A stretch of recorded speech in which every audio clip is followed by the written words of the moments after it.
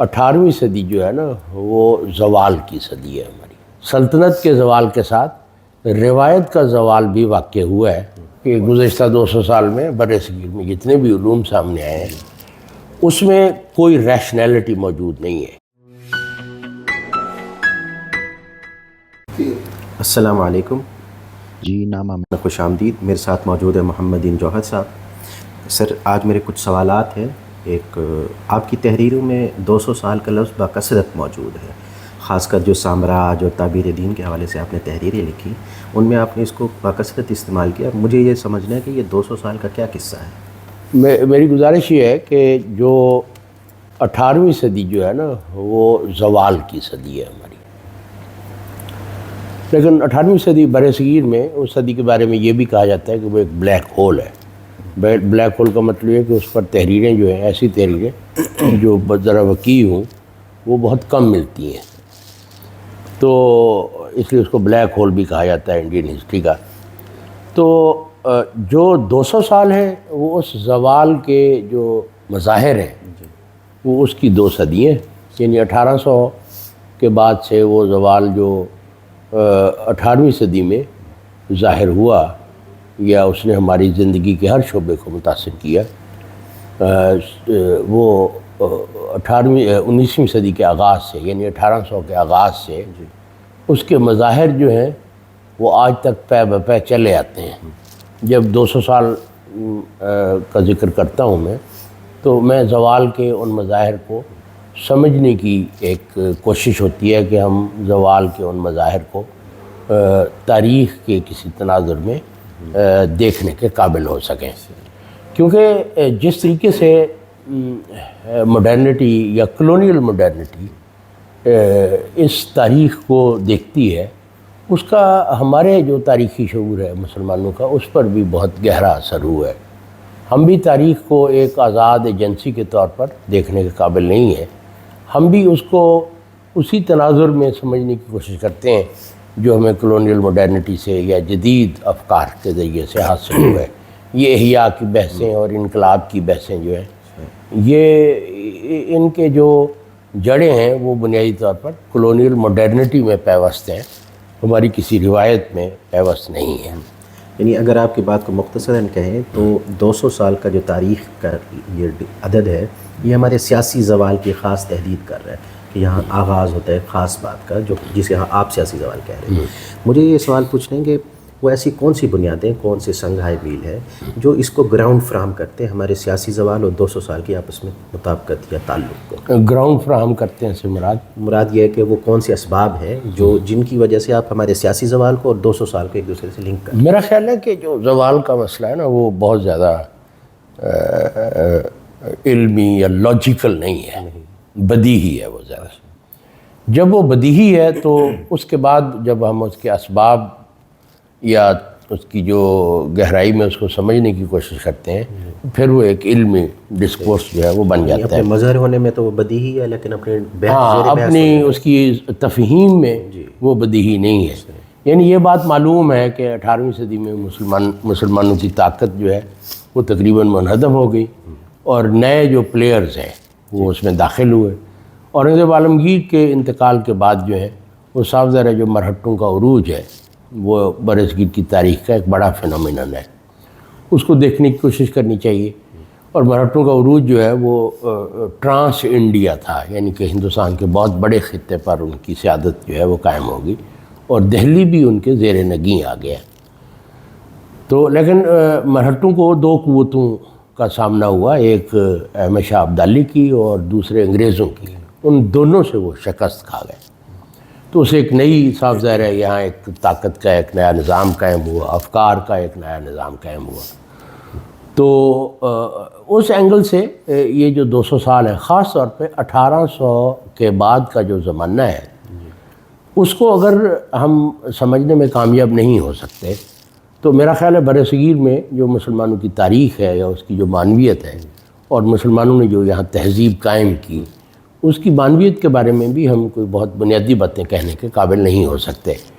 تو اس لیے میرے نزدیک 200 سال میں جو علوم پیدا ہوئے خاص طور پر اور 200 سال میں جو عمل سامنے لایا گیا. یہ دونوں چیزیں اجتماعی دائرے میں بات کر رہا ہوں. یعنی مسلمان اس عرصے میں کچھ سیاسی عمل سامنے لانے میں کامیاب ہوئے، یعنی انہوں نے مزاحمت کی، استعمار کی، اور ان کی مرحلتوں کی بھی مزاحمت کی اور اس میں ناکام ہو گئے. اس کے بعد استعمار کی مزاحمت کی، اس میں ناکام ہو گئے. جب عملی مزاحمت ختم ہو گئی تو اس کے بعد جو مورچہ ہے وہ علوم میں منتقل ہو گیا. تو 1800 کے بعد سے وہ دنیا جو ہمارے ہاتھوں سے چلی گئی تھی، نکل گئی تھی، اس دنیا کو ہم نے، اس کی طرف دو ایٹیٹیوڈز ہیں کہ اس کو ہم نے ری سیٹ کرنے کی کوشش کی اور ایسا عمل، نئے افکار پر سامنے لانے کی کوشش کی جو روایت میں موجود نہیں تھے، جس کی سب سے بڑی مثال تحریک وہابیت ہے. تو اور مسلمانوں میں جو فرقہ واریت ہے وہ، یعنی کہ سلطنت کے زوال کے ساتھ روایت کا زوال بھی واقع ہوا ہے. اور جس طریقے سے سلطنت منہدم ہو گئی، اسی طریقے سے ہماری روایت بھی منہدم ہو گئی. اب تاریخی سورسز کے طور پر تو ساری چیزیں موجود ہیں نا، ہم ان کو دیکھ کر، ان کو سمجھ کر اسی تاریخ کو ایک نئے اینگل سے سمجھ سکتے ہیں. اقبال نے بھی جیسے کہا ہے کہ 300 سال سے ہیں ہند کے میخانے بند، اب مناسب ہے تیرا فیض ہو عام ایسا کی. وہ بھی یہی بات کر رہے ہیں کہ جو 300 سال سے یہاں بر صغیر میں کوئی علم کی سطح پر کوئی مسلم شعور جو ہے اس کی ایجنسی ظاہر نہیں ہوئی. میں یہ نہیں کہہ رہا کہ انہوں نے کوئی نئی بات نہیں کی. تو میں یہ عرض کر رہا ہوں کہ مسلم شعور کی جس طریقے سے سیاسی دائرے میں بہت واضح ہے کہ مسلم ایجنسی واز ڈیفیٹڈ، مسلم یعنی پولیٹیکل ایجنسی کا جب خاتمہ ہو گیا تو اس کے بعد 19ویں صدی کے آغاز سے ہمیں اندازہ ہوتا ہے کہ مسلم شعور کی جو ایجنسی تھی اس کا بھی خاتمہ ہو گیا. ویسے یہ باتیں میرا خیال ہے کافی سمجھنا سمجھانا مشکل ہے، کیونکہ جو اس کی سب سے بڑی وجہ یہ ہے کہ ان چیزوں کو، گزشتہ 200 سال کو، اس کی تاریخ کو سمجھنے کی کا جو واحد ذریعہ ہو سکتا ہے وہ ریشنیلٹی ہے. یعنی انسان عقلیت کی ڈومین میں کھڑے ہو کر ہی اپنی تاریخ کو اور اپنے احوال کو، اپنے آپ کو وہ سمجھ سکتا ہے. سمجھنے کا عمل جو ہوتا ہے وہ بنیادی طور پر عقلی ہوتا ہے. جو مذہب کو جاننے کا عمل ہے، معلومیت کا عمل جو ہے وہ عقلی نہیں ہوتا. تو جو سمجھنے کا عمل ہے چیزوں کو، وہ چونکہ ریشنل ہے، اور ریشنلٹی کا چونکہ مسلمانوں میں تقریباً خاتمہ ہو گیا ہے، اس لیے اس نام نہاد عقلیت کے تحت جو باتیں کہی گئی ہیں اور جو باتیں سامنے لائی گئی ہیں، اس تاریخ کو جس طریقے سے انٹرپریٹ کیا گیا ہے، اس میں اگر ہم مذہب کی تعبیرات کو بھی داخل کر لیں تو اس ریشنلٹی کی وجہ سے جو سسپیکٹ ہے اور اس کو کلاسیکل گراؤنڈز پر یا ماڈرن گراؤنڈز پر جس کو ڈیفینڈ نہیں کیا جا سکتا، اس ریشنلٹی کے جو حاصلات علم ہیں ان کو میرا خیال ہے کہ اثر نو دیکھنے کی اور ان کے بارے میں ایک نئی رائے بنانے کی ضرورت ہے. تو اس لیے فرض کیا آج برصغیر میں جیسے ہمارے دوست ہیں سید سردار علی صاحب، وہ یہ کہتے ہیں کہ برصغیر کا جو مسلم معاشرہ ہے یہ سلطنت دہلی کے بعد سے اس وقت سب سے بڑے وجودی بحران کا شکار ہے. اور یہ وجودی بحران جو ہے صاف ظاہر ہے ملک کو اور معاشرے کو جس سمت لے جا رہا ہے اس کے لیے بہت زیادہ صاحب فراست ہونے کی ضرورت نہیں ہے. وہ نظر آ رہا ہے، غزہ ایک نوشتہ دیوار ہے، لیکن مسلمانوں کا جو کمال ہے نا وہ یہ ہے کہ وہ غزہ کو بھی دیکھنے کی ان میں شاید طاقت یا وہ انسانی حیثیت جو ہے وہ باقی نہیں رہی. وہ اب شاید کوئی چیز، میرا خیال ہے جیسے وہ مولانا روم کے جو اندھے تھے وہ ہاتھی دیکھنے گئے تھے، اب شاید اس طرح سے کوئی چیز اگر ٹٹول کر مسلمانوں کو سمجھ آ جائے تو پھر شاید ان کو کوئی چیز دکھائی جا سکے. ورنہ میرا خیال ہے elephant in the room is always invisible to Muslim mind. آپ کی اسی گفتگو کے تناظر میں صرف بڑے بنیادی سے دو سوالات. جی، پہلا سوال یہ کہ آپ نے آغاز گفتگو میں کلونیل ماڈرنٹی کی بات کی، جب میں نے 200 سال کا سوال پوچھا، 200 سال کا، لیکن اب جب آپ اس کو 1800 تک لے کے جا رہے ہیں، خاص طور پہ مسلم معاشرے کے داخل میں کچھ سیاسی مسائل کو آپ ڈسکس کر رہے ہیں. اب مجھے یہاں پہ سوال یہ پوچھنا ہے کہ اور پھر خاص طور آپ نے 18ویں صدی کو بلیک ہول کہا کہ جس کے بارے میں ہماری رسائی نہیں ہے ان مسائل کے ذریعے سے. اب سوال یہ کہ انگریزوں کا آنا ہمارے لیے مسئلہ تھا کہ خود پہلے سے ہی کوئی مسائل موجود تھے مسلم معاشرے میں؟ بہرحال دیکھیں یہ تو میں نہیں عرض کر سکتا، یعنی مجھ میں کیپیسٹی نہیں ہے کہ میں یہ کہوں کہ پہلے سے کچھ مسائل تھے. لیکن جو زوال ہوتا ہے نا، زوال کی جو کیفیات ہوتی ہیں بنیادی طور پر وہ اس میں داخلی طور پر کچھ معاشرے میں اور شعور میں کوئی کمزوریاں صاف ظاہر ہے پیدا ہو جاتی ہیں. اس کا جو آشکارا ہونا ہے وہ تاریخ کی قوتوں کے روبرو ہوتا ہے. یعنی جب وہ معاشرہ تاریخ میں ظاہر ہونے والی نئی قوتوں کے روبرو کھڑا ہوتا ہے تو وہ اپنا کسی بھی سطح پر دفاع نہیں کر پاتا، نہ تلوار کے ذریعے سے نہ قلم کے ذریعے سے. تو اس سے یہ ہوتا ہے کہ وہ زوال جو ہے وہ ایک تاریخی طور پر آشکار ہو جاتا ہے. عروج و زوال جو ہے نا یہ بنیادی طور پر تاریخی فینومینن ہے، یہ کوئی مذہبی مسئلہ نہیں ہے. اس میں اگر کہا جائے کہ یہ مذہبی مسئلہ ہے تو میرا خیال ہے شاید ہم رول آف تھم کے طور پر، جیسے ہمارے عام لوگ یہاں باتیں کرتے ہیں کہ مسلمان دین سے دور ہو گئے، ان کا دینی کمٹمنٹ کم ہو گئی یا وہ کمپرومائز ہو گئی تو زوال آ گیا. میرا خیال ہے یہ باتیں میں ان کو مثلاً سر الجزائر کے ایک مفکر ہیں پوسٹ کلونیل تھیورسٹ ہیں مالک بن نبی، ان کا ایک تصور ہے کولونیلبلٹی، وہ یعنی وہ یہ کہتے ہیں کولونائزیبلٹی، اس کا شاید اس طرح کا لفظ جی کولونائزیبلٹی. وہ یہ کہتے ہیں اس تصور کے تحت کہ اصل میں جو معاشرہ جب زوال یافتہ ہونے لگتا ہے پہلے سے اس کے اوپر آثار اور اس طرح کی چیزیں طاری ہو جاتی ہیں تب وہ اس نتیجے. آپ بھی یہ بات کہنا چاہ رہے ہیں؟ نہیں، میں یہ بات تو نہیں کہنا چاہ رہا. کولونائزیبلٹی میں مسئلہ یہ ہے کہ اس سے جو استعمار ہے جی اس کو ایک طرح سے بلینک چیٹ مل جاتی ہے. اچھا ٹھیک ہے نا، اور اس سے استعمار کو ایسے انداز میں جسٹیفائی کیا جا سکتا ہے جس کی کوئی علمی بنیاد نہیں ہے. تو کولونائزیبلٹی یا اس یعنی کہ اس میں ایک بڑا سوال یہ ہے کہ جو نیو فورسز تھیں ہسٹری کی، خاص طور پہ انڈسٹریل ریولوشن کے بعد صنعتی انقلاب نے یورپ کے انسان کی دسترس میں ایسی قوت کو ان کی دسترس میں دے دیا جس کے ذریعے سے وہ یہ جو میٹیریل نیچر ہے، طبعی فطرت ہے، اس کو بھی اور انسانی معاشروں کو بھی ان پر غلبہ حاصل کر سکتا تھا. تو وہ جو انڈسٹریل ریولوشن ہے وہ بنیادی طور پر اساس تھی جو طبعی فطرت ہے اس پر انسانی کنٹرول کی، جس کا لاجیکل منطقی انیویٹیبل ناگزیر نتیجہ جو ہے وہ انسان کے معاشروں پر اور تاریخ پر اور پھر شعور پر غلبے میں ظاہر ہوا ہے.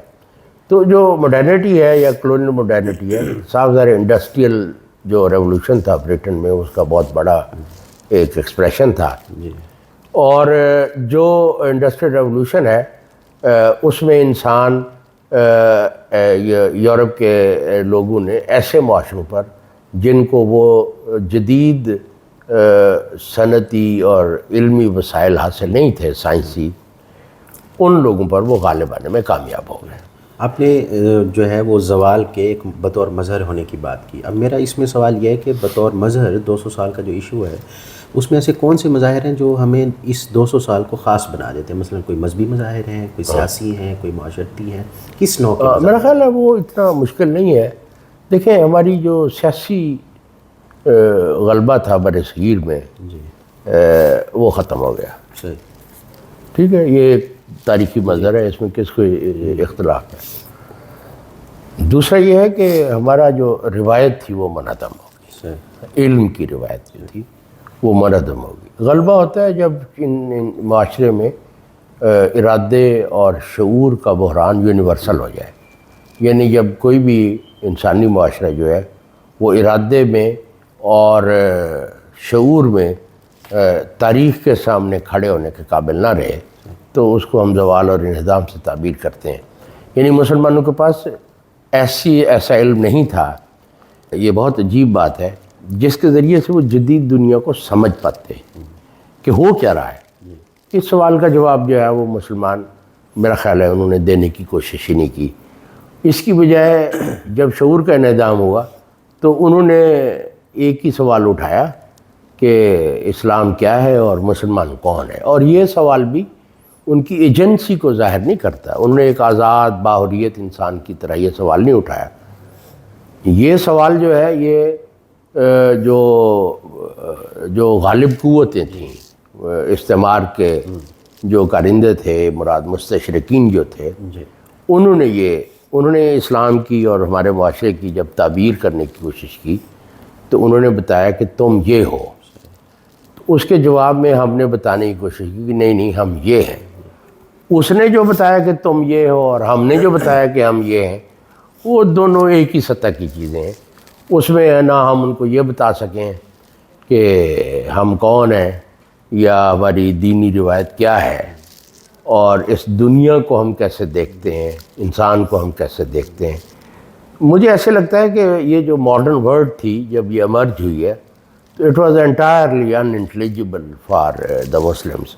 مسلمانوں کے پاس زبان کے اور علم کے ایسے وسائل نہیں تھے کہ وہ اس کو سمجھنے میں کامیاب ہو سکتے ہیں. لیکن ابھی سر اب جس طریقے سے اس کو آپ فریز کر رہے ہیں ایسا محسوس ہوتا ہے خاص طور پہ ایک مذہبی آدمی کو کہ کیا اس طرح کا نہ ہو پانا، کہ علم میں ان چیزوں کا انٹیلیجیبل نہ ہو پانا، کیا یہ کوئی تقدیری صورتحال تھی ان کے لیے؟ میرا خیال ہے جب ہم تاریخ کی بات کرتے ہیں نا تو اس میں آخر الامر جو لاز آف نیچر ہیں کہ جی ہر عروج کو زوال ہوتا ہے، اس طرح کی باتیں تو کی جا سکتی ہیں، لیکن اس میں ساری باتیں ارادی ہیں. تاریخ میں انسان کا رول ارادی ہے، یعنی وہ اگر سوچتا ہے، اگر وہ کچھ سوالات کو سوچتا ہے اور کچھ کو نہیں سوچتا، یہ اس کا ارادی فیصلہ ہوتا ہے. یہ ہیومن ایجنسی کا ہی اظہار ہے، اسی کا اظہار ہے. یعنی میں نے اس سوال پر غور نہیں کیا کہ برِ صغیر میں مجھے زوال کیوں آیا، اور اگر غور بھی کیا تو ایک جملے کا جواب دے کے میں مطمئن ہو گیا. تو اس سے صاف ظاہر ہے میں اس تاریخی صورتحال سے کہ وہ انڈرسٹینڈنگ حاصل نہیں کر سکتا. اور وہ جواب بھی یہ ہے، مثلا وہ جواب کیا ہے؟ وہ جواب ہے کہ مسلمانوں کی دین کے ساتھ کمٹمنٹ کمزور ہو گئی ہے. تو یعنی اس زوال میں کٹہرے میں بھی مسلمان کھڑا ہے، یعنی وہ قوتیں جن کی وجہ سے زوال ہے ان کا نشانہ بھی مسلمان ہے، اور جو یہاں ہمارے اندر کے لوگ زوال کو سمجھنے کی کوشش کر رہے تھے ان کا نشانہ بھی مسلمان ہے. تو اس لیے یہ صورتحال کو زیادہ گمبھیر اور پیچیدہ ہوگی، جس سے نکلنے کا ابھی تک کوئی میرا خیال ہے راستہ سجھائی نہیں دے رہا ہے. میں نہیں سمجھتا کہ گزشتہ 200-300 سال میں مسلمانوں نے کوئی ایسی فکر پیش کی ہے یا ایسا عمل وہ سامنے لائے ہیں جو اس خوفناک صورتحال سے نکلنے کا ہمیں راستہ ہی سجھائی دے سکے. تو میرا خیال ہے ایسی صورتحال بھی نہیں ہے. دو ذہن بڑے ہیں، اکبر الہ آبادی کا اور اقبال کا، لیکن ان کا جو اسلوب ہے تاریخ سے انگیج کرنے کا وہ چونکہ جمالیاتی ہے، اس لیے ہم اس سے کوئی پولیٹیکل تھیوری یا ایسے علوم پیدا نہیں کر سکے جو جدید دنیا کو سمجھنے میں ہماری معاونت کر سکتے ہیں. وہ بات شعر میں کہی گئی بات شعر تک محدود ہو کے رہ گئی، اور وہ ہماری عقل کی فعلیت کی بنیاد نہیں بن سکی. اچھا، اب میرا ایک سوال ہے کہ علم کو تاریخ سے ایک خاص مناسبت ہوتی ہے، اس کی تشکیل، تکوین وغیرہ وغیرہ. ہمارے جو موجودہ تاریخی حالات ہیں، کیا ہم کہہ سکتے ہیں کہ گزشتہ 200 سال کا ایک خاص تعلق ہے ان سے؟ تو وہ تعلق کس نوعیت کا اگر ہے کوئی اس طرح کا؟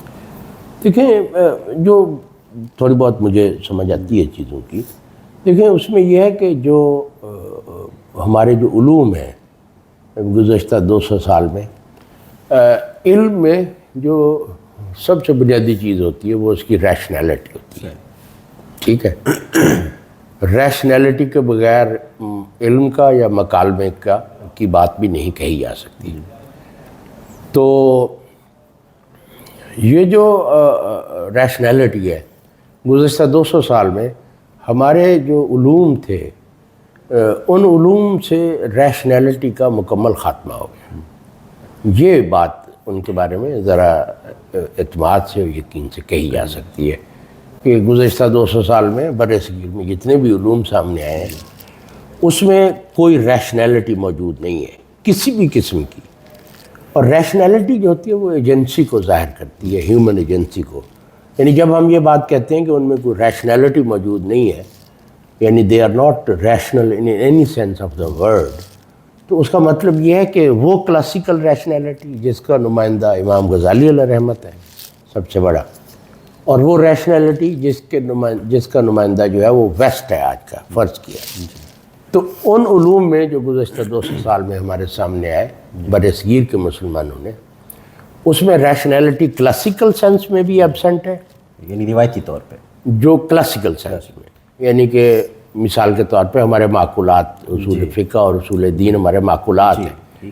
معقولات جب ہم کہتے ہیں تو اس کا مطلب وہ عقلی علوم ہے، جب ہم عقلی علوم کہتے ہیں تو اس کا مطلب ان میں ایک ریشنلٹی ہے۔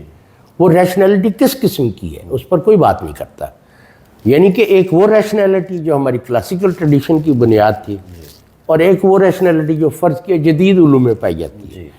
مسلمانوں نے پچھلے 200 سال میں جو علوم پیدا کیے ہیں ان میں کلاسیکل معنی میں بھی کوئی ریشنلٹی نہیں ہے اور ماڈرن معنی میں بھی کوئی ریشنلٹی نہیں ہے۔ تو ایسے علوم جن میں ریشنلٹی سرے سے موجود ہی نہیں ہے،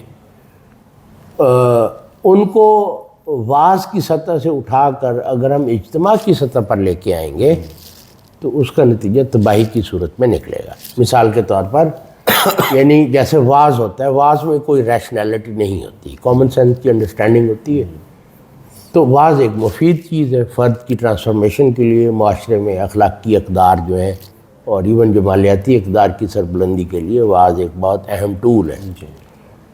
لیکن اگر ہم واعظ کو قوم کی سطح پر اٹھا دیں گے، پولیٹیکل بنا دیں گے، تو اس سے کوئی مفید مقصد جو ہے وہ حاصل نہیں کیا جا سکتا۔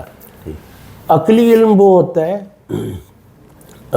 یا معقولات وہ ہوتی ہیں جس میں ریشنلٹی فعال ہو، جس میں عقل فعال ہو۔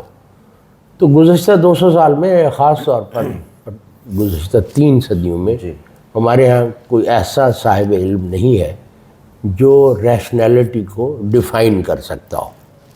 علامہ اقبال ریشنلٹی کے خلاف ریئیکٹ کر رہے ہیں، ٹھیک ہے نا، یعنی وہ خرد کی مذمت کرتے ہیں، لیکن وہ خرد جو ہے وہ ان کی نظر جو ہے وہ ویسٹ پر ہے، وہ جنہوں نے خرد کو اپنا امام بنا لیا، ٹھیک ہے نا، یعنی وہ خرد ایک قوت تو ہے، خیرت کے خلاف نہیں، علی اطلاق خرد کے خلاف نہیں ہے۔ تو اس لیے جب تک ہم ریشنلٹی کی طرف واپس نہیں آتے تو جو ہماری مسلمانوں کی موجودہ صورتحال ہے، اور آج کل تو ہر بندہ مایوس ہے، مایوس بندے کا مسئلہ یہ ہوتا ہے کہ وہ اسکیپ گوٹ ڈھونڈتا ہے، وہ کوئی ایسے بندے کو ڈھونڈتا ہے جس کے خلاف وہ ریئیکٹ کر سکے، جس کو گالیاں دے سکے، تو اس طرح کا اس کا ایک مزاج بن جاتا ہے۔ تو مایوس آدمی جو ہوتا ہے وہ اپنی مایوسی کے اسباب پر غور کرنے کی طرف اس کو لانا ذرا مشکل ہوتا ہے۔ تو اس لیے مایوسی بہت خطرناک چیز ہے۔ موجودہ حالات میں بھی اگر کوئی چیز ہماری معاون ہو سکتی ہے وہ عقل ہے۔ یعنی مثلاً مجھ سے دریا نہیں پار ہو رہا، تو بھئی دریا پار کرنا عقل کا مسئلہ ہے، اس سے یہ لازم تھوڑی آتا ہے کہ اس دریا پار کرنے کا تعلق میرے مذہب سے، یہ لازم نہیں آتا۔ اگر میں نے دریا پار کرنا ہے تو پل میں نے بنانا ہے تو وہ عقل سے بنے گا، کشتی میں نے بنانی ہے وہ عقل سے بنے گی، تو اس کا مذہب سے کوئی براہ راست تعلق نہیں ہے۔ تو یہ دنیا میں جیسے دنیاوی وسائل کام آتے ہیں، عقلیت بھی اس دنیا کے وسائل میں سے ایک بہت بڑا وسیلہ ہے، ریسورس ہے، اور مسلمان اس ریسورس سے دستکش ہو گئے۔ میں یہ بات ہے، یعنی گزشتہ 200 سال میں جو واحد چیز جسے ہم نے درخور اعتنا نہیں سمجھا وہ عقلیت تھی، وہ عقلیت، جس کی وجہ سے یہ موجودہ حالات پیدا ہوئے جو اب ہم دیکھ رہے ہیں۔ مثلا ہمارے جو بڑے لوگ ہیں پچھلے 200-250 سال میں سب واجب الاحترام ہیں، بڑے نیک نیت لوگ تھے، بڑے متقی لوگ تھے، اور دیکھیں جو مقصود ہوتا ہے وہ تو یہی تقوی ہوتا ہے نا، اخلاص نیت ہوتا ہے، وہ سب بڑے نیک لوگ تھے۔ لیکن یہ ہے کہ ان کے بارے میں یہ کہنا کہ تقوی اور اخلاص سے کوئی بندہ صاحب علم بھی ہو جاتا ہے تو یہ ممکن نہیں ہے۔ وہ ایک ہنر ہے جس کو الگ سے جاننے کی، سیکھنے کی ضرورت ہے، اور وہ ہنر دنیا میں کام آتا ہے، تقوی کے لیے ضروری بھی نہیں ہے۔ جیسے امام ابن تیمیہ نے بڑی اچھی بات کی ہے کہ منطق کی ضرورت نہیں ہے. انہوں نے کہا کیوں نہیں ضرورت؟ انہوں نے کہا بلید کو اس کی ضرورت نہیں ہے، اور نا بلید اس کو سمجھ نہیں سکتا، اور ذہین آدمی کو ضرورت نہیں ہے.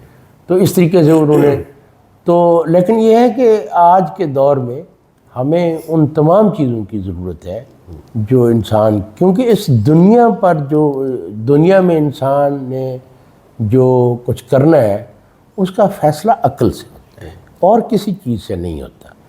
اس میں مذہب کا بھی اتنا دخل نہیں ہے. یعنی اس دنیا میں اگر آپ نے طاقتور بننا ہے تو اس کے وسائل عقلی ہیں سارے. یہ سوال اپنی جگہ پر ہے کہ میں نے اگر ترقی یافتہ بننا ہے تو ترقی یافتہ بننے کے لیے میں اپنے مسلمان ہونے کی قربانی نہیں دے سکتا. تو ایک ایسی ترقی جس میں میرا ایمان اس کا ایک مین کانٹینٹ ہو، اس کا اسلوب اور طریقہ جو ہے وہ مسلمانوں نے خود نکالنا ہے. تو وہ بھی عقل سے ہی نکالیں گے نا. گیون تو کہیں بھی نہیں ہے. گیون تو یہی ہے کہ بھئی آپ نماز پڑھو، یہ ساری چیزیں. لیکن اللہ یہ تھوڑی کہتا کہ تم ترقی بھی کرو. لیکن دنیا میں اب ترقی کی ضرورت پیدا ہو گئی ہے، یا جو خوشحالی ہے معاشروں میں، یا عدل کا نظام قائم کرنا ہے، تو اس میں عقل جو ہے وہ رہنما ہے. آج کی نشست کے لیے میرے فقط اتنے ہی سوالات تھے. مجھے امید ہے ہم اس موضوع پہ کچھ مزید سوالات سے بات چلاتے رہیں گے. جی بہت شکریہ.